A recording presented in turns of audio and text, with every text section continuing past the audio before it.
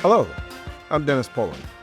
One of my favorite parts about being president and CEO of Virtua Health is getting to know our colleagues and the many ways they are here for good. Each person contributes to healthy communities, and each person has a story to tell. Let's meet one.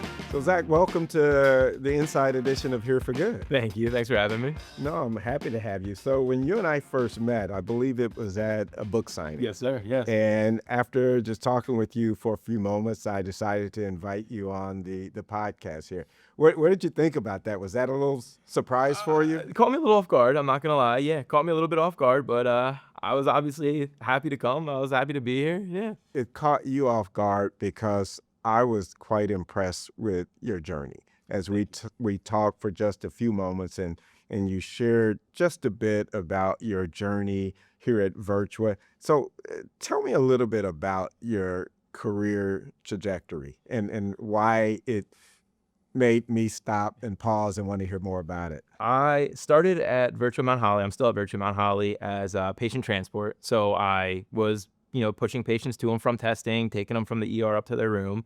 And then I kind of started nursing school. And then after nursing school, or in the middle of nursing school, I became a patient care technician. So basically like a nurse's aide, just helping out on the unit, doing vital signs on the patients. And then I went back, finished nursing school, and I became an RN. That is quite a journey, and not everybody would have what it would take to do that. So what inspired you to want to be in nursing?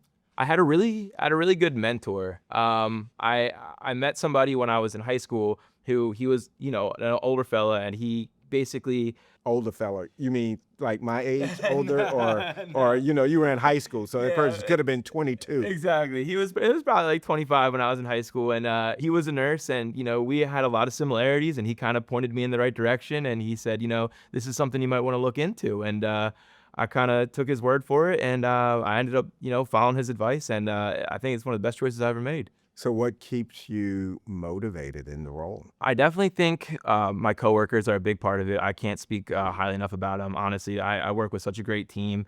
I also think the type of work that I do is very inspiring. I work on a med-surg oncology unit, so trying to help my patients through what they're going through, knowing that whatever they're going through is much harder than, anything I'm ever going through on a daily basis is definitely a big part of it. You do. You get patients when perhaps in some of the most difficult times of their lives. Absolutely. And I know that requires a lot, but what keeps you grounded? I mean, because that requires a tremendous amount of resiliency to deal in that situation. I definitely think you need to have an outlet. I definitely think having an outlet is important. I think having a way to kind of relieve stress and just kind of decompress after, because it is a lot of emotional strain, I guess, for lack of a better term.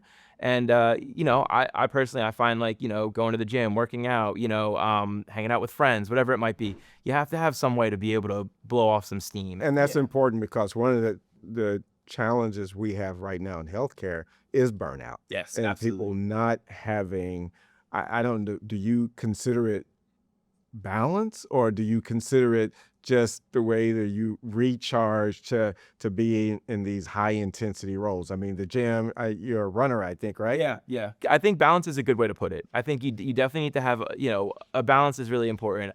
I also think that, again, having a good team behind you makes all the difference when you're in those situations. And then also being able to go to them afterwards and kind of talk about everything that happened throughout the day it's also a really good way to recharge as well. Yeah. One of the things that inspired me about you and why I wanted to have you come on the show, I know that you have a history of doing missionary work. Yes. So tell me a little bit about that. I mean, this whole podcast, the title is Here for Good. Yeah. And so clearly you had some experience in being here for good. Tell me about the missionary work that you've done. The guy that I was talking about earlier, that's actually how I ended up meeting him. Him and his wife were the ones who led the group. And I basically went 2 years in a row. I went my junior and my senior year. For one of them, junior year, I went to Arizona on a Native American reservation. And then senior year, I went to Jamaica. So what did you guys do on the Native American reservation? So it was a lot of house construction, a lot of building houses, a lot of helping people who are, in need of just safe, reliable housing. the people who we, built the house for in particular were living actually in a trailer at the time, and the trailer had the siding stolen off of it, unfortunately, and sold for scrap. So they were basically living in a trailer that was just like exposed insulation. Did you have any experience building houses before then? No, none at all. But that's an interesting thing. You didn't have that particular skill set, but yet you felt compelled to go and lend whatever talents you could Yeah. for the betterment of someone else. I'm a quick learner. You know what I mean? I can be taught pretty much anything. So I had a group of also Native Americans who were kind of leading the whole project, and they were kind of helping us, where they could. They would teach us how to do something for the day, and then kind of just like set us on our way, and then just check our work and everything like that. Yeah. And what about your experience in Jamaica? Jamaica was also really awesome. It was basically, we did a carnival for children. We would go around to the different towns and set up a carnival and play games, and just kind of like hang out and give the kids like a little bit of a time to like decompress and just be kids, have fun at a carnival. It was awesome. How does that experience find its way into the work you do today? I mean, how has that impacted you such that I'm curious if it changed the way you approach the work that you do now? Yeah, I definitely think it did. It just changes your lens. It really changes like your worldview and just how you look at everything. Maybe you are sick in the hospital, but at least you're in a place where you can be sick and go to the hospital and know that you're going to get good treatment. One of the things that we also did in Jamaica was we went to a hospital in Jamaica, and the healthcare over there was very, very different. And it really kind of makes you grateful to be in an area where, we are able to provide exceptional care to people. Makes you appreciate the things that you have and not take it for granted. Exactly. You mentioned a moment ago the team that you work with, your colleagues. Tell me a little bit about the folks that you work with. I work with a very diverse team of people. I work with people from all over. Some people from Jamaica, some people from Africa, some people from the United States.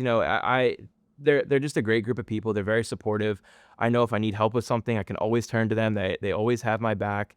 It goes from the nurses to secretaries to the techs to even like my bosses. They're all just super, super reliable people who are just, consistently there to just help us out if we need it. Yeah, the beauty of that diversity is that you get to bring different life experiences to work, and you get to see things through a different lens, as you mentioned. And so I think that is a great space and a great environment to be in when you have sort of this collection of unique individuals. Absolutely. I definitely have bonded with a lot of my Jamaican coworkers. We kind of talk about, my time over there, and I compare it to kind of like, the experiences that they had like living there and You everything. probably just like the food. I Yeah, love I some know you're a jerk fan chicken. of jerk chicken. I can sure see it am. written all over here. Jerk chicken and red stripe. Yeah, Absolutely. I remember that. So tell me, Zach, what's next for you?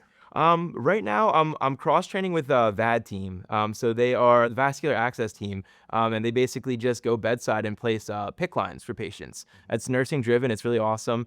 So I'm hopeful to get experience with them. You are a great example of what's possible at Virtua. I Yeah. mean, you've taken full advantage of opportunities that have grown your career, that have exposed you to many different things, and I think that's great. And I hope others take from your journey and think about their own. So thank you so much for joining me. Of course. Thank you for having me. It's been a real pleasure to get to know Zach and learn more about his journey here at Virtua. Tune in next time where you may find new and exciting opportunities for yourself.